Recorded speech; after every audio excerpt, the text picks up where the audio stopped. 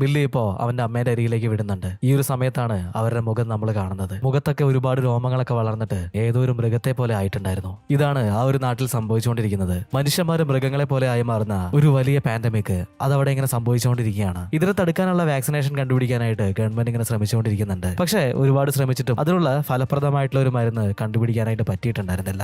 എങ്കിലും ഈ ഒരു ട്രാൻസ്ഫോർമേഷൻ അത് സ്ലോ ആക്കാനുള്ള ചില മരുന്നുകൾ ഇപ്പോ മാർക്കറ്റിൽ വന്നു തുടങ്ങിയിട്ടുണ്ട്. ഇങ്ങനെ മൃഗങ്ങളായി മാറുന്ന ആളുകൾ മറ്റുള്ളവരുടെ ജീവിതത്തെ തടസ്സപ്പെടുത്താതിരിക്കാനായിട്ട് ഗവൺമെന്റ് അങ്ങനെയുള്ള ആളുകളെ പിടിച്ചുകൊണ്ടായിട്ട് ഒരു പ്രത്യേകതരം ഹോസ്പിറ്റലാക്കും. അങ്ങനെയുള്ള ഒരു ഹോസ്പിറ്റലിലാണ് ബില്ലിയുടെ അമ്മ ഇപ്പൊ കഴിയുന്നത്. ആ ഒരു ഡോക്ടർ പറഞ്ഞിട്ടുള്ളതുപോലെ നോർത്ത് സൈഡിൽ ഉണ്ടാക്കിയിട്ടുള്ള ആ ഒരു പുതിയ സെന്ററിലേക്ക് ബില്ലിയുടെ അമ്മേനെ മാറ്റാനായിട്ട് പോവാണ്. അപ്പൊ അതുകൊണ്ട് തന്നെ ഇപ്പൊ ബില്ലിയും സാമും കൂടിയിട്ട് അവിടെ ഒരു വീടെടുത്ത് താമസിക്കാനായിട്ട് തുടങ്ങിയിട്ടുണ്ട്. ബില്ലിനെ അവിടെയുള്ള ഒരു സ്കൂളിലേക്ക് ചേർത്തിട്ടുണ്ട്. അതുപോലെ തന്നെ ആ ഒരു നാട്ടിലുണ്ടായിരുന്ന ഒരു റെസ്റ്റോറന്റിൽ ബില്ലിയുടെ അച്ഛൻ ഒരു ജോലി കണ്ടുപിടിക്കുകയാണ്. ബില്ലി എങ്ങനെ ആദ്യമായിട്ട് അവന്റെ ആ ഒരു പുതിയ സ്കൂളിലേക്ക് പോവാണ്. അവിടെ ചെന്ന് കഴിഞ്ഞപ്പോ അവന്റെ ക്ലാസ് ടീച്ചർ എല്ലാവരുടെയും മുന്നിൽ അവനെങ്ങനെ പരിചയപ്പെടുത്തുന്നുണ്ട്.